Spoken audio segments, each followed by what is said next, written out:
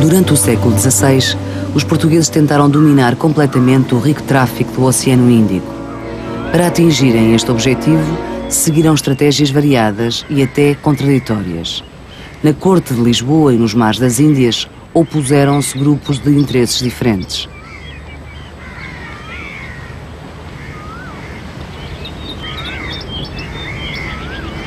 O segundo vice-rei nomeado para a Índia, Afonso de Albuquerque, personificou um desses grupos. A sua estratégia era o controle do mar através do controle de pontos-chave em terra.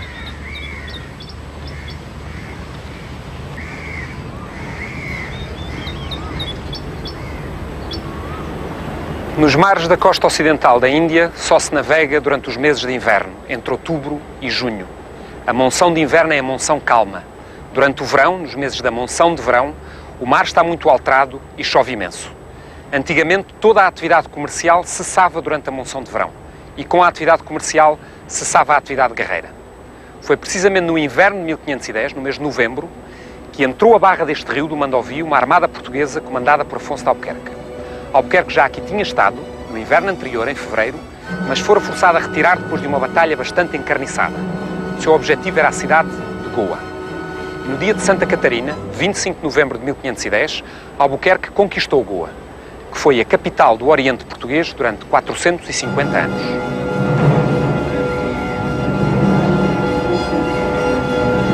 Um pouco por força do acaso e da sorte, Goa transformou-se na mais importante base do poderio naval português no Índico. A partir de Albuquerque, a cidade começou a crescer, imparavelmente.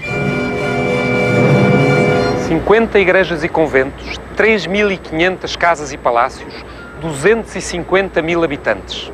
No final do século XVI, Goa era uma grande cidade ocidental nas costas da Índia.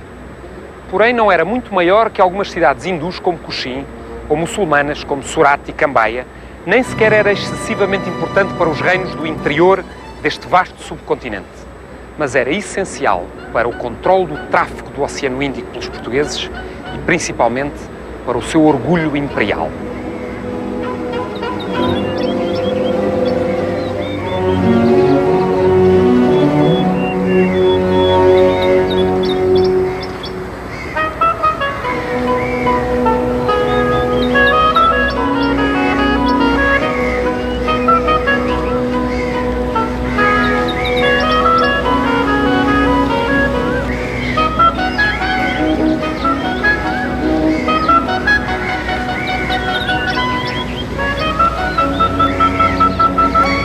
Com a pedra, a cal, os símbolos, a arquitetura faz duráveis as ideias e as aspirações das culturas.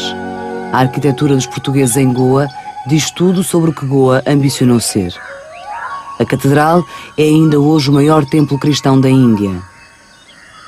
A sua construção veio logo a seguir à das catedrais de Miranda do Douro, Leiria, Porto Alegre e Angra do Heroísmo. Todas estas sés correspondiam a novos bispados, como se Goa fosse a mesma coisa que qualquer povoação europeia. A catedral, aliás, é puramente europeia, talvez a mais clássica de todas as sés portuguesas.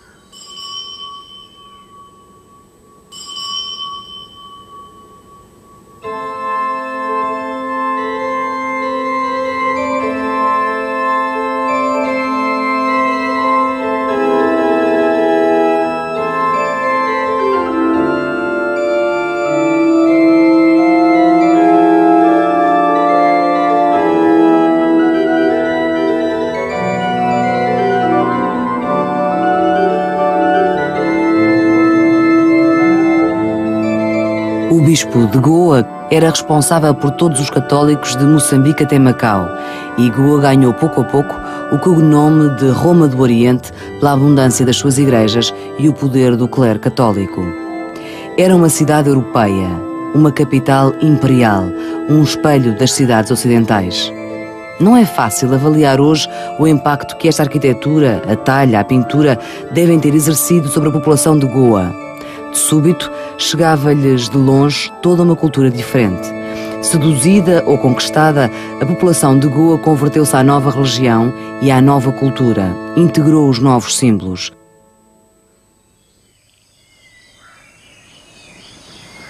A cidade de Velha Goa começava por aqui, onde agora só há pedras e muitos coqueiros. Havia aqui perto um primeiro largo importante da cidade, para onde deitava o Paço dos Vice-Reis, que era a sede do poder real, e a Casa do Senado da Câmara, sede do poder local. Daqui saía uma rua à rua direita, que ia até lá acima, a um segundo largo, o Largo do Hospital e da Misericórdia. E por detrás da Casa do Senado da Câmara, havia um terceiro largo importante para a vida da cidade, o Largo do Poder Religioso, com a Sé e o Palácio da Inquisição. Há um velho provérbio que dizia: quem já viu Goa não precisa de ver Lisboa.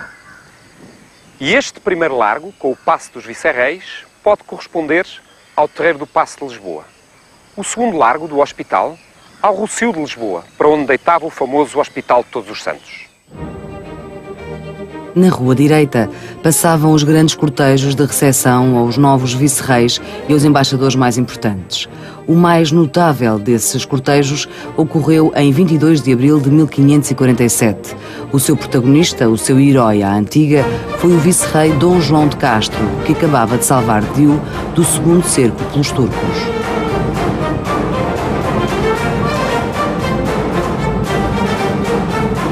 Tanto que o vice-rei desembarcou, achou no cais Dom Diogo de Almeida, capitão da cidade, e os vereadores e mais oficiais da Câmara e mais os outros cidadãos vestidos de ricos ornamentos e trajos muito custosos.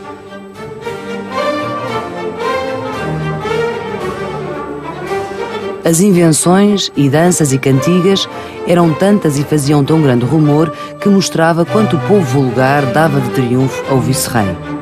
E dali foi atravessando a cidade e correndo todas as ruas, as quais estavam juncadas, enramadas e muito paramentadas. As janelas estavam cheias de mulheres muito formosas que davam contentamento aos que as viam.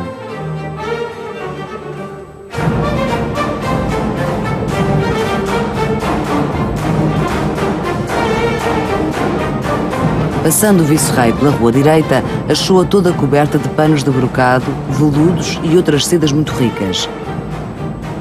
Estava tão formosa e aprazível a vista que o vice-rei se deteve nela algum espaço, onde não ouvia outra coisa senão louvores seus, e das janelas lhe deitavam muitas flores, águas cheirosas e muitas coisas de perfumes.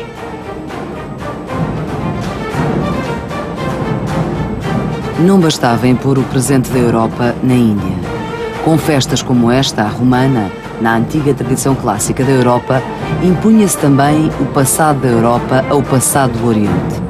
Mas Goa tinha o seu próprio passado.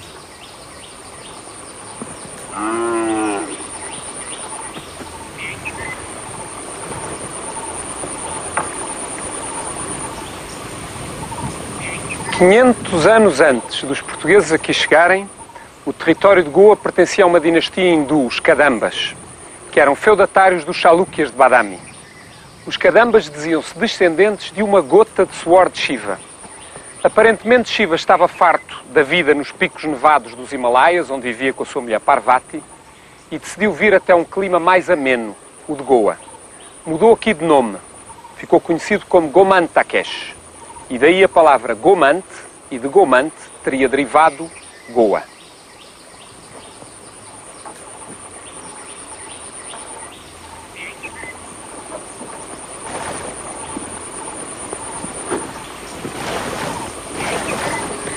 Já quase não há vestígios dos Kadambas no território goês. Talvez o mais antigo traço dessa época seja este templo, um templo dedicado a Shiva, que é a mais velha arquitetura existente no território goês.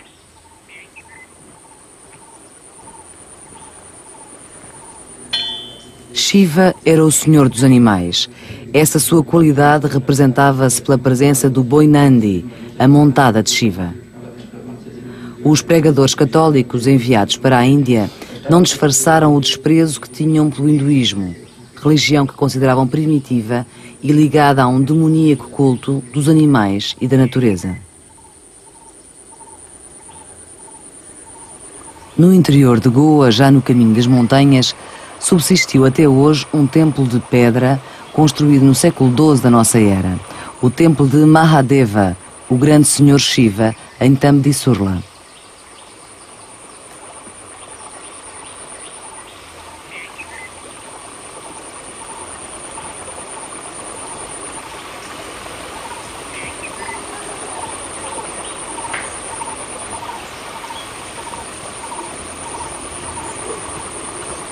Junto à costa, nas zonas de Goa controladas desde o início pelos europeus, todos os templos, em pedra ou em madeira, foram derrubados.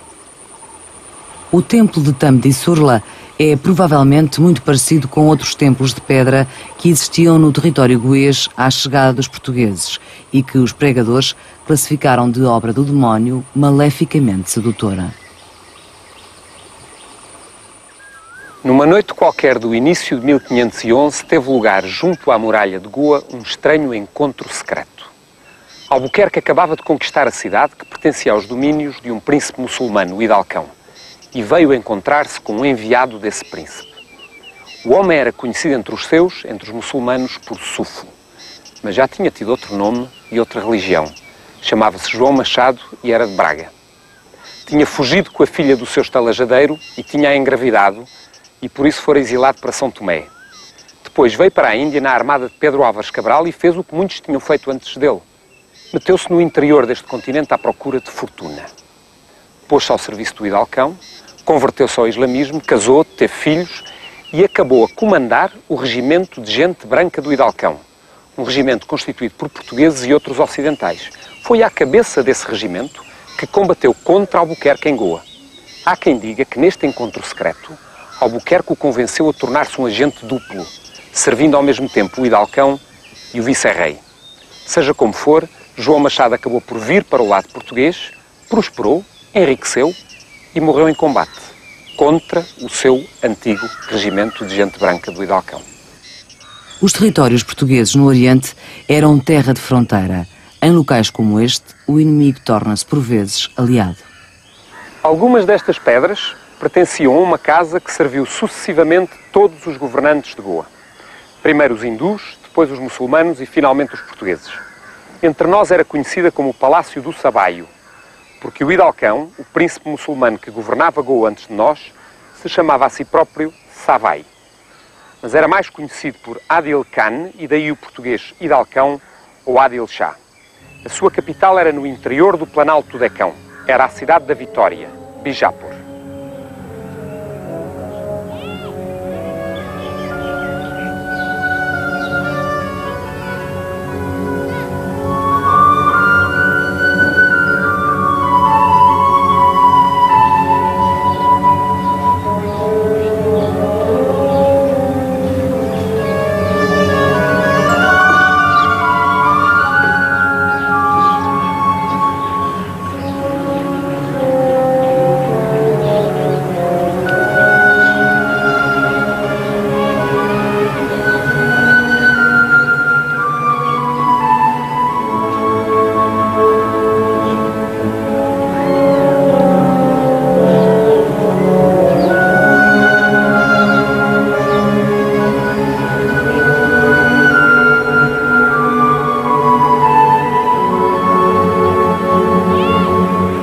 A mais desagradável surpresa que os portugueses tiveram no Oriente foi a presença por vezes hegemónica do velho inimigo, o Islão. Os muçulmanos chegaram ao norte da Índia, no século VIII da nossa era, exatamente na mesma altura em que invadiram a Península Ibérica. Nessa época, o Islão praticava a tolerância religiosa e os muçulmanos acabaram por ser absorvidos pela Índia, esse imenso caldeirão de culturas. Mas instalaram em solo indiano a religião de Maomé tão firmemente que ela continua a representar hoje a segunda grande religião da Índia. Bijapur era uma importante cidade do sultanato muçulmano dos Bahamis. No início do século XVI, o poderio Bahami estava em desintegração.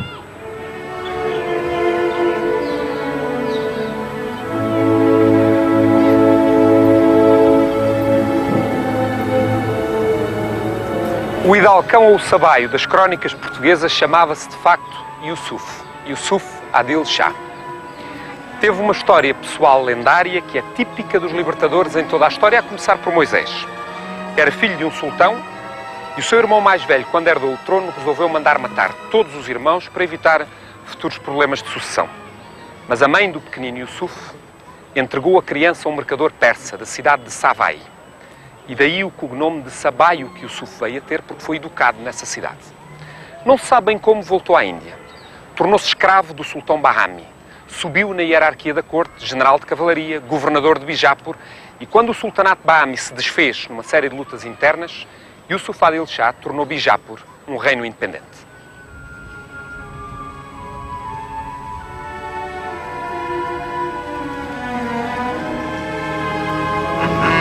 No século XII, tinham chegado ao norte da Índia os turco-afegãos.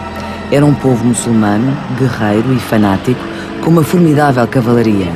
Conquistaram 2/3 do subcontinente e criaram um dos mais poderosos reinos muçulmanos da história, o Sultanato de Delhi. Os Bahamis do Planalto do Decão eram súbditos do imperador de Delhi. Ao serem surpreendidos pela presença dos muçulmanos na Índia, os portugueses lembraram-se do combate que travavam há séculos contra o Islão. Mas lembraram-se também dos palácios, das casas, dos lagos, tanques e jardins que tinham aprendido a admirar em Granada, em Sevilha ou Córdoba, em Arzila, Alcácer, Seguer e Tânger. Dom João de Castro chegou a escrever que, ao verem as cidades muçulmanas da Índia, os portugueses ficavam cheios de saudades da pátria porque essas cidades lhes lembravam terras de Espanha.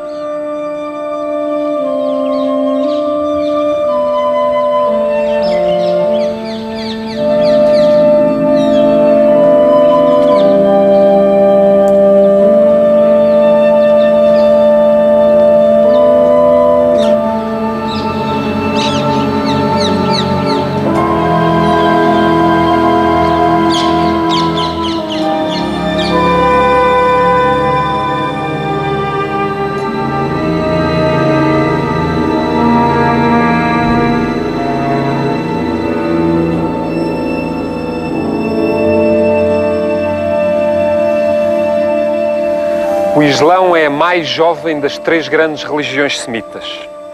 Apareceu no século VII da era cristã e muitos séculos depois da religião hebraica.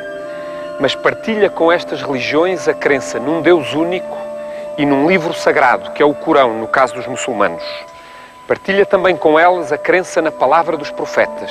Maomé é o profeta muçulmano, o mensageiro de Deus, e foi encarregado por Alá de converter o mundo inteiro. Ainda não tinham passado 150 anos da morte de Maomé e já o domínio muçulmano se estendia da Península Ibérica até à Índia.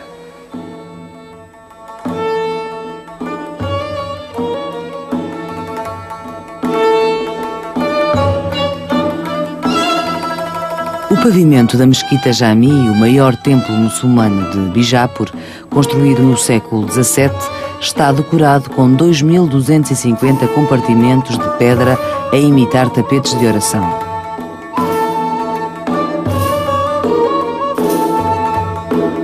Esta parede decorada com inscrições em persa é o Mihrab, o oratório. Está virada a poente na direção de Meca, a cidade sagrada dos muçulmanos. Os fiéis têm que rezar virados para o Mihrab, para Meca, várias vezes por dia, a chamado do muezim, que canta a sua oração do alto dos minaretes.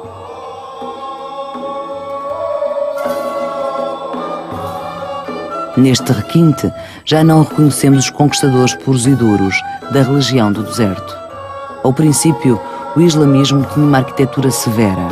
O Corão proíbe terminantemente a representação de figuras humanas ou animais para que os homens não se desviem do culto divino. Uma arte como esta não podia ser mais diferente da Pérsia ou a da Índia, onde se adoravam muitos deuses de muitas formas e se representavam esses deuses e figuras mitológicas em pintura e escultura.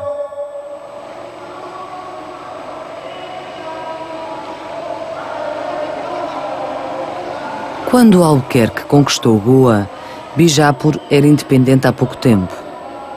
O sultanato Bahami, cuja capital era Bidar, tinha-se desfeito em lutas internas entre os muçulmanos de fora, os pardesis, que eram persas, afegãos e turcos, e os muçulmanos da própria Índia. O sultão Bahami tomara partido pelos indianos. Yusuf Adil Shah, pelo contrário, chefiou a resistência pardesi e conduziu Bijapur à independência, também em nome de Alá.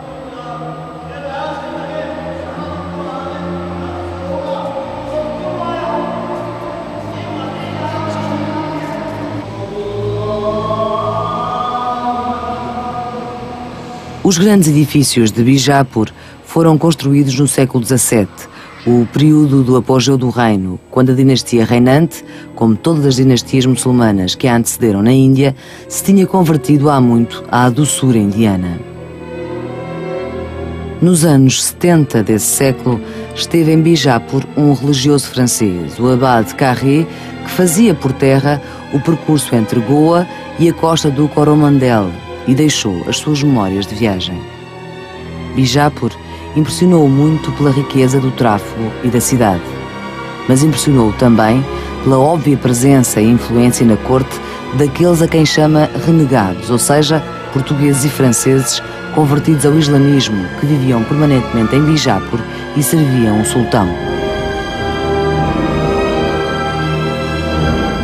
A arquitetura de Bijapur, porém, não mostra qualquer influência ocidental.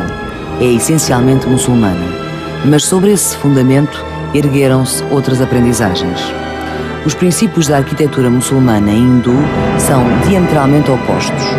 A arquitetura muçulmana é a arte de arcos e cúpulas. Toda a arquitetura hindu se baseia no princípio oposto, o da estrutura arquitravada. Em alguns edifícios de Bijapur e de outras cidades muçulmanas, porém, os arcos são meramente decorativos e as galerias têm coberturas planas à maneira indiana.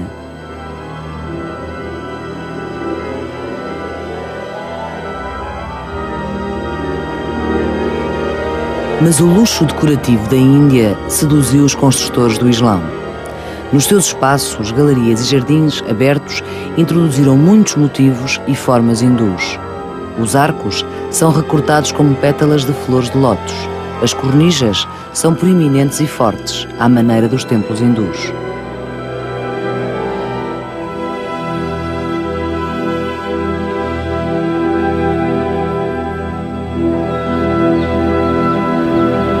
A mesquita muçulmana é um espaço amplo e luminoso. O templo hindu, pelo contrário, é fechado e escuro. Na mesquita, podem circular e rezar os crentes. No santuário do templo hindu, só entram os sacerdotes.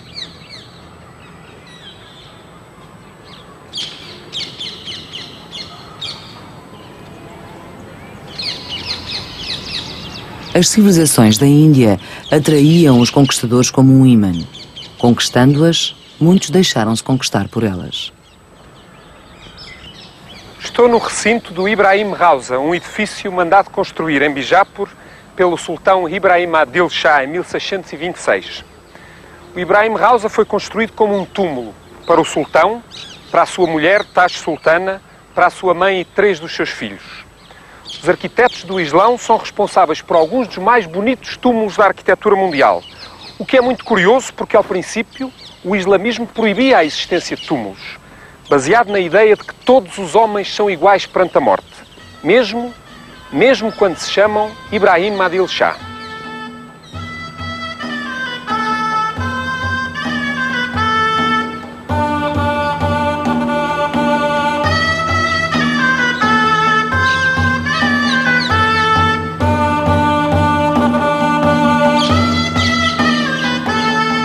O Ibrahim Rauza é constituído por 2 edifícios sobre um terraço, uma mesquita e uma sala tumular do sultão. Em Bijapur, a floresta de pináculos e minaretes que sobe das coberturas lembra muito o princípio hindu de multiplicar as formas infinitamente. As cúpulas emergem de pétalas de flores, como se fossem lótus ou rosáceas indianas.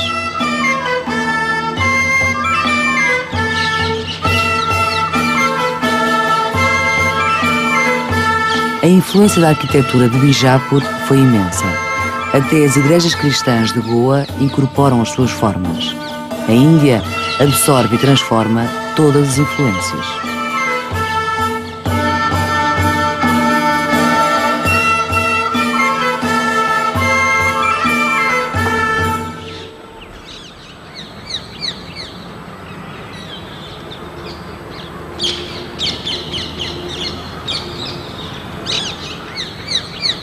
O Gol Gumbaz, o túmulo de Mohammed Adil Shah II, construído no século XVII, é um dos maiores edifícios da Índia.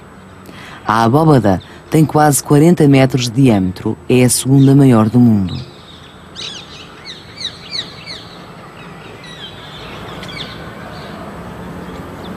A civilização dos Bahamis foi muito conhecida por um dos homens mais cultos e mais interessados do Portugal do século XVI, o nosso médico e naturalista Garcia da Horta. Garcia da Horta viveu vários anos noutra das capitais Bahamis, a cidade de Ahmednagar, onde era médico pessoal do sultão, Buram Nizam Shah, e professor de português do seu filho. Com os médicos e cientistas da corte, Garcia da Horta trocou muitas informações. Aprendeu alguma coisa, ensinou alguma coisa, mas o seu principal confidente na corte era o general de cavalaria do sultão, Frangi Khan. Não tinha sido esse o nome que os pais lhe tinham posto. Os pais tinham-lhe chamado Sancho. Sancho Pires de seu nome, bombardeiro de profissão, natural da vila de Matosinhos, imigrado para a Índia e convertido ao islamismo. Conta Garcia da Horta que cada vez que jantava com ele, Frangi Khan, ou Sancho Pires, comia carne de porco e bebia vinho, coisas proibidas pelo Islão. Um holandês escreveu em 1642: a maioria dos portugueses na Índia considera esta região o seu país natal. Os portugueses já não pensam mais em Portugal, fazem pouco ou nenhum comércio com Portugal e contentam-se com o comércio entre as várias partes da Ásia, exatamente como se fossem de cá e não tivessem nenhum outro país.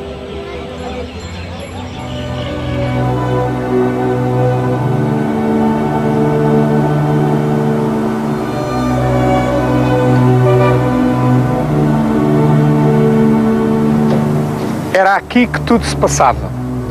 Hoje é uma ponte moderna que liga a ilha de Tijuada, onde se situa a velha Goa, a este território do outro lado, a terra firme, que era antigamente o território de Ponda, que pertencia ao Adil Shah de Bijapur.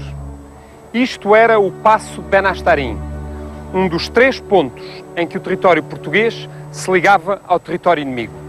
Por aqui passavam comerciantes, guerreiros e embaixadores. Conta o holandês Linschoten que os portugueses punham no braço dos indianos que queriam passar de lá para a terra firme uma marca para os poderem reconhecer quando eles voltavam. Mas por aqui circulava também todo o comércio entre Goa e o interior. E Goa sem esse comércio não podia sobreviver. Com os comerciantes passavam evidentemente as ideias e também os cultos.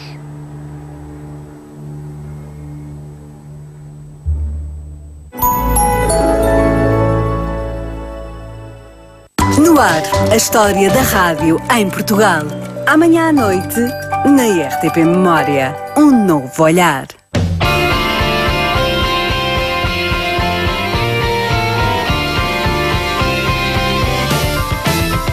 A RTP Memória tem um novo espaço, dedicado a realizar o futuro. Prepare-se para documentários, ficção, magazines e animação, criados na Academia RTP. De segunda a sexta-feira à noite, Espaço Academia RTP. Na RTP Memória, um novo olhar.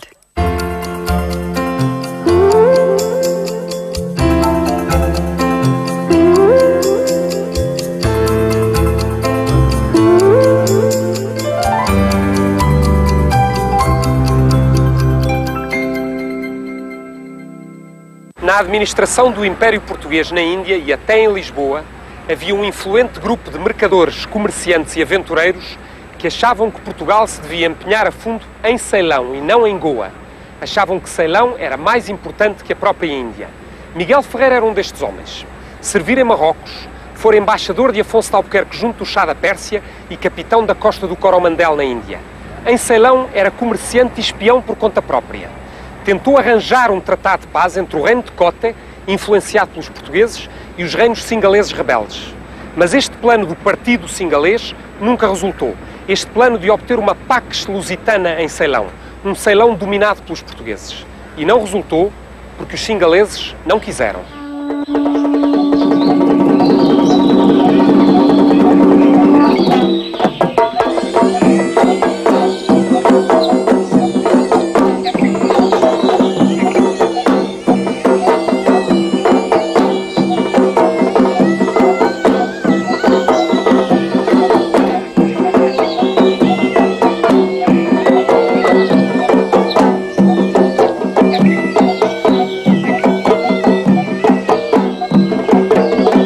O que é que, como um imã, criava essa atração fatal por Ceilão? as inumeráveis riquezas da ilha, principalmente a canela. A fama da canela de Ceilão é tão antiga como a fama da própria ilha. No início da era cristã, estiveram aqui embaixadores de Roma em busca da canela singalesa. Controlar a produção e o tráfico de canela era uma tremenda vantagem económica para os portugueses, porque a seguir à pimenta, a canela era a especiaria mais importante, usada em 1001 mezinhas medicinais, muito aromática e muito saborosa. Como disse um cronista holandês, a canela em Ceilão é a noiva à volta da qual todos dançam. A canela continua a desempenhar um papel importante na economia de Ceilão, hoje Sri Lanka, e é ainda cultivada e tratada como no passado.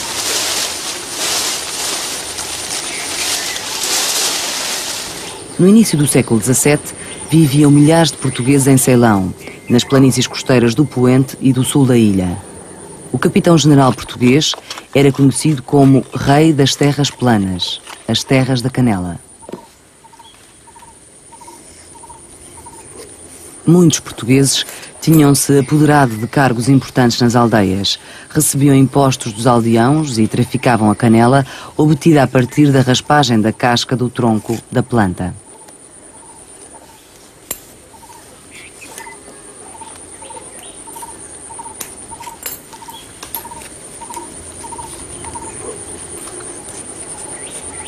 A língua singalesa está ainda hoje cheia de palavras de origem portuguesa, ligadas à administração, aos utensílios de casa e de cozinha e ao comércio. O catolicismo é ainda a terceira mais importante religião da ilha, a seguir ao budismo e ao hinduísmo. Estes factos esclarecem o género de influência que os portugueses exerceram em Ceilão.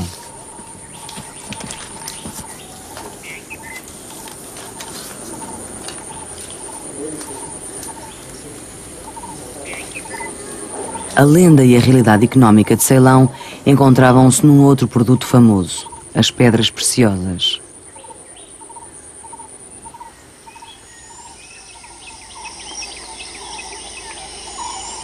As minas principais situam-se ainda hoje nas vertentes viradas a sul da Cordilheira Central de Ceilão, na região de Ratnapura.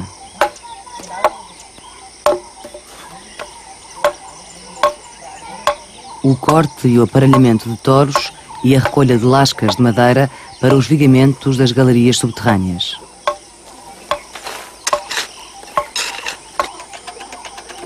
Só a bomba de água é moderna neste método de mineração. Marco Polo fala de um grande rubi vermelho dos reis de Ceilão que iluminava a noite com a sua luz rubra.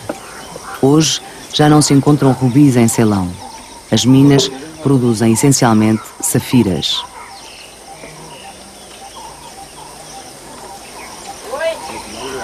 Oi, me pode levar lá.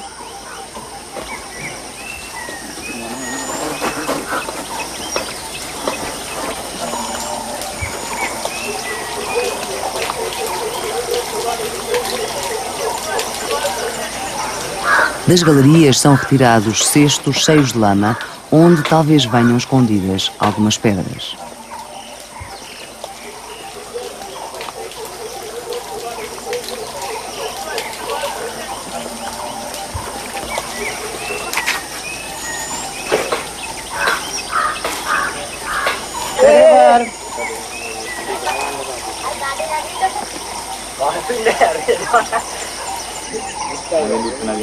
Em 1545, a rainha Dona Catarina, mulher de Dom João III, mandou o seu ourives a Ceilão.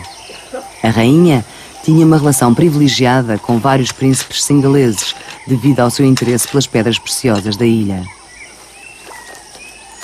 Acumulou uma grande coleção de joalharia feita com pedras singalesas. Safiras, ágatas, pedras da lua, olhos de gato invadiram os adereços de reis e rainhas da Europa e os instrumentos de culto das igrejas.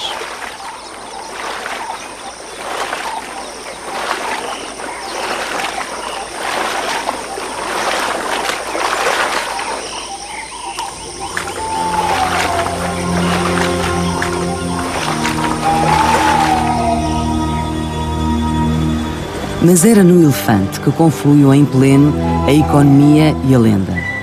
A seguir à canela e às pedras preciosas, os elefantes eram a terceira importante mercadoria trazida pelos portugueses de Ceilão.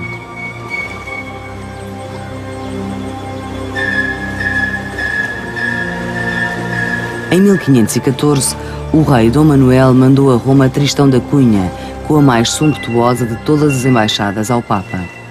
O desfile através das ruas de Roma ficou na memória da Europa durante muitos anos, especialmente por causa do elefante que Tristão da Cunha levava.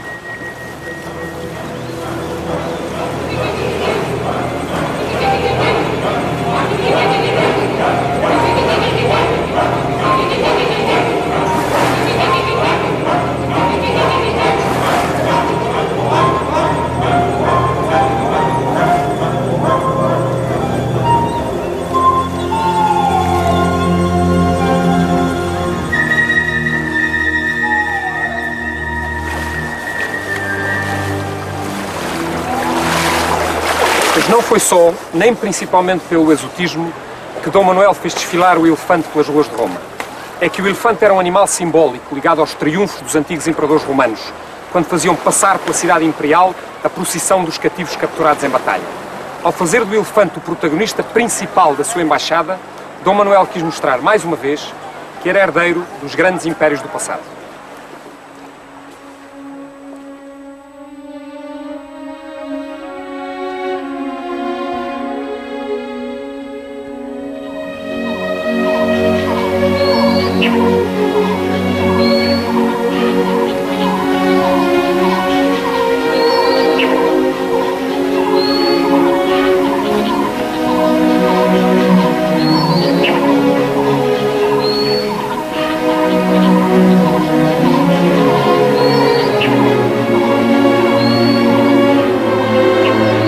O encantamento dos portugueses com Ceilão, com este paraíso de clima ameno, doces paisagens e fabulosas riquezas, não durou muito.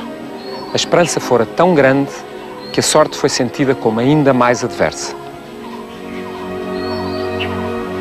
Em nenhuma outra parcela do mundo os portugueses parecem ter sentido o seu destino com uma tal força trágica. Ribeiro, que viveu aqui em Ceilão dezenas de anos, descreveu esse destino como uma fatalidade histórica.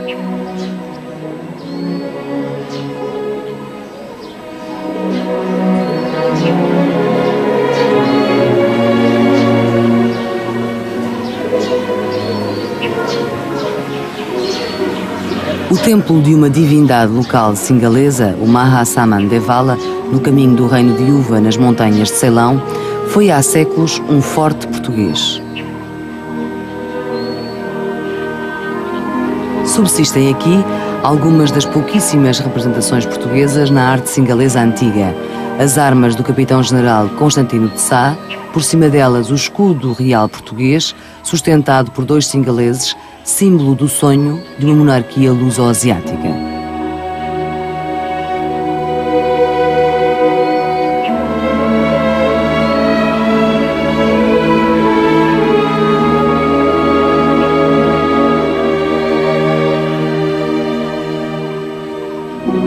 A resistência dos reinos singaleses do interior transformou pouco a pouco esse sonho num verdadeiro pesadelo, enquanto os portugueses se entrincheiravam em Colombo e nas fortalezas da costa.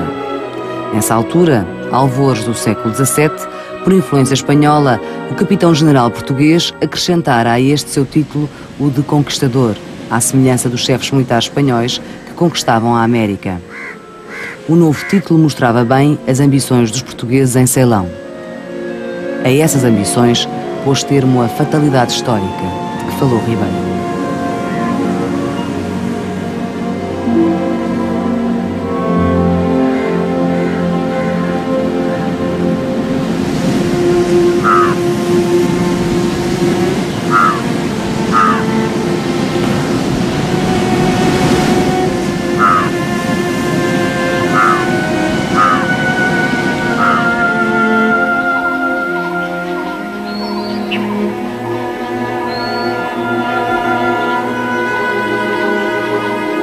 Pouco a pouco, quase como se não quisessem, quase como se não dessem por isso, os portugueses envolveram-se militarmente em Ceilão.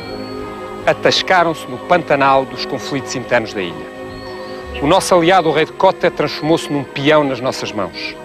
Foi transferido da sua capital para Colombo, debaixo da proteção de muralhas e canhões. A sorte dos portugueses em Ceilão tem algumas semelhanças com a sorte dos americanos no Vietnã. Envolvimento, ao princípio pouco, depois muito, cada vez mais violência, massacres, destruição e, finalmente, a derrota.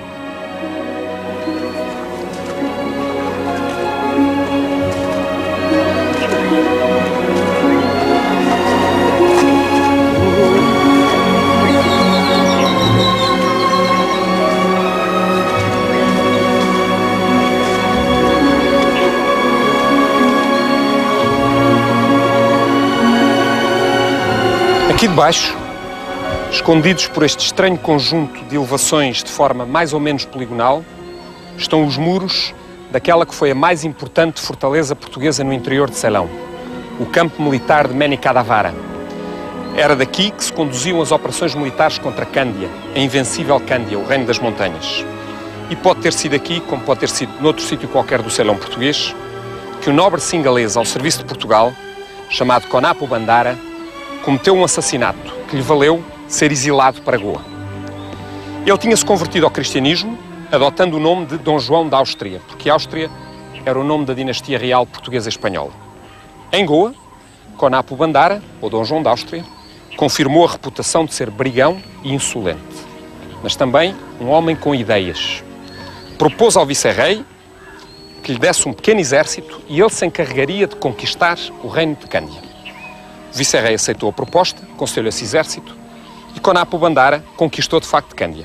Colocou um rei no trono e esse rei morreu ao fim de pouco tempo em circunstâncias um tanto misteriosas, aproveitando Konapo Bandara para se coroar a si próprio rei, mudando outra vez de nome, Dharma Surya, mudando outra vez de religião, voltando ao budismo, e terá sido talvez nessa altura que ele se lembrou de uma bela mulher que tinha conhecido em Goa.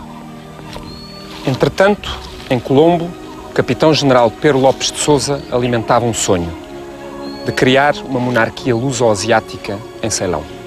O seu instrumento para isso era precisamente a bela rapariga que Konapo Bandara conhecera. Chamava-se Kusumana Devi e era princesa de Cândia. Tinha-se convertido ao cristianismo com o nome de Dona Catarina e fora educada em Goa. Lopes de Sousa veio para Ceilão, trazendo consigo Dona Catarina, na ideia de a colocar no trono de Cândia, dando origem à primeira monarquia euroasiática da história. Até tinha já um noivo para ela, Francisco da Silva, um nobre português que era um homem grande, corajoso, famoso por ser o mais bonito português do Oriente. Mas ninguém tinha consultado bem o futuro noivo, que não estava interessado no casamento e abandonou a expedição a meio. Pero Lopes de Sousa continuou para Cândia, entrou nas montanhas, começou a ser atacado, como era costume, como sempre acontecia, pela guerrilha candiana e acabou morto com todos os portugueses. Segundo a versão candiana desta história, Konapo Bandara casou com Dona Catarina, por quem estava apaixonado desde Goa. Segundo a versão pró-portuguesa, Konapo Bandara, o rei agora chamado Dharma Surya, violou Dona Catarina em pleno campo de batalha, unindo-se, portanto, a uma pessoa de sangue real e justificando o seu título de rei. A derrota de Pero Lopes de Sousa trouxe a Ceilão outro capitão-general, Dom Jerónimo de Azevedo. Vinha disposto a aplicar uma política diferente, uma política de terror absoluto para controlar o reino de Cândia.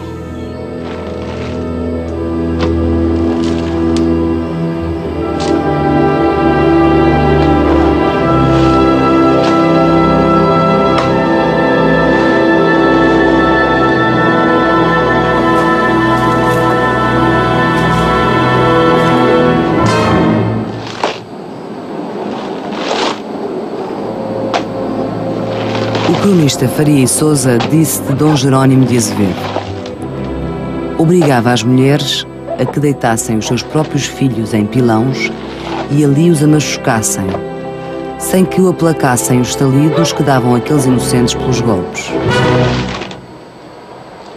Ordenava aos soldados que pusessem nas pontas das lanças as crianças e as levantassem ao alto e, como elas ali atravessadas estivessem expirando com gemidos, dizia que ouvissem bem como cantavam aqueles galos, aludindo ao nome daquelas gentes, que é as xingalas, e a estas aves pelo uso de cantarem aonde sobem. Disse uma crónica singalesa: estes chamados parangues eram todos heréticos, causadores do mal, cruéis e brutais. Espalharam-se por várias prósperas províncias, derrubaram campos e pomares, queimaram casas e aldeias, destruíram famílias, trouxeram a ruína.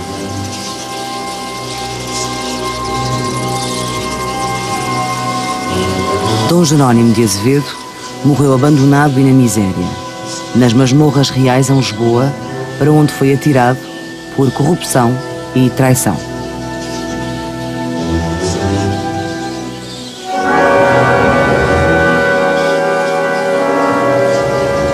O epitáfio do cronista Faria e Sousa foi severo.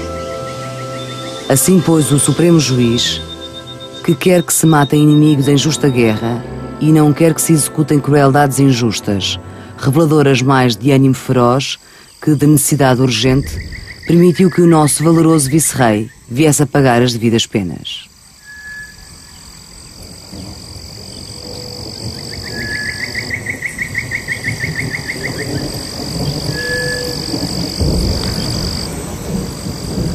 O capitão-general português de Colombo tinha uma casa em Maluana, uma povoação situada sobre o rio Quelani, que é um rio que desagua perto de Colombo.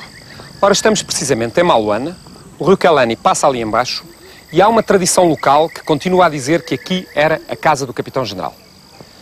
Mas Maluana é especialmente importante por um facto histórico ocorrido aqui em 1597, que é dos factos mais importantes da história do colonialismo português e até da história do colonialismo europeu. Tinha acabado de morrer o rei de Cota, Dom João da Armapala, um rei católico que era um verdadeiro peão nas mãos dos portugueses. Tinha-se convertido ao catolicismo para ganhar o apoio português, perdera assim o apoio dos seus súbditos budistas. Tendo morrido o rei Dom João da Armapala, as cortes da nobreza singalesa que aqui reuniram tinham que escolher outro rei de Ceilão. A sua escolha recaiu sobre o rei de Portugal e Espanha, Filipe II. Pela primeira vez na história, um monarca de uma nação europeia era coroado rei de uma nação asiática. O sonho de Ceilão parecia prestes a concretizar-se. O sonho de uma monarquia luso-asiática, de um espelho de Portugal no Oriente. Em Maluana, as cortes da nobreza singalesa prestaram homenagem a Filipe II como rei de Ceilão. Mas o representante do rei, o capitão-general, prometeu respeitar todos os costumes e tradições singalesas, incluindo a religião e a liberdade de culto. Ao contrário do que aconteceu na Índia, não parece ter havido em Ceilão, apesar da guerra constante e do terror, uma política de perseguição sistemática das religiões rivais do cristianismo. A situação era muito diferente. Os portugueses só dominavam uma pequena parte da ilha e havia um rei de Ceilão, que era católico e era, em grande medida, um fantoche nas mãos do capitão-general português e dos frades franciscanos, mas era rei. Tinha uma corte e a maior parte dos súbditos eram budistas ou hindus. Era indispensável uma certa política de coexistência ou tolerância entre as religiões.